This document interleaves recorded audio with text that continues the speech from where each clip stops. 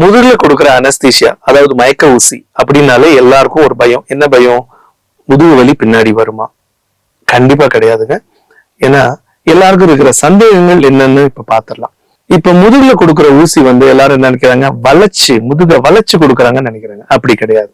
ஆர்டினரியா ஒரு பேஷண்ட உட்கார வச்சு, நம்ம எப்படி வீட்டுல உட்காந்துருக்கோமோ அதே மாதிரி உட்கார வச்சு முதுகுல பின்னாடி ஒரு ஊசி கொடுக்குறோம்.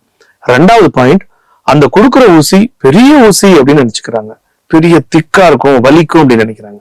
கண்டிப்பா கிடையாது. அந்த ஊசி அவ்வளவு ஒரு மெலிதான ஒரு ஊசி, மெலிசா இருக்கும், ரொம்ப தின்னா இருக்கும். அந்த ஊசி புல்ல போறதே தெரியாது, அவ்வளவு மெலிசான ஊசி. 3வது பாயிண்ட், இந்த ஊசி அந்த முதுகுல இருக்கிற முதுகு தண்டு எலும்போ இல்ல முதுகு தண்டு நரம்பையோ எந்த ஒரு பாதிப்பும் ஏற்படுத்தாம போகும். அந்த இடத்துல நம்ம கொடுக்க போறதே இல்லை இந்த ஊசிய. 4வது பாயிண்ட், முதுகு தண்டுவடத்துல உள்ள ஜவ்வு, அதாவது டிஸ்க்ன்னு சொல்றோம் இல்லைங்களா, அந்த இடத்துக்கும் இந்த ஊசி போகாது. அங்கேயும் எந்த இன்ஜுரியும் இது உண்டாக்காது.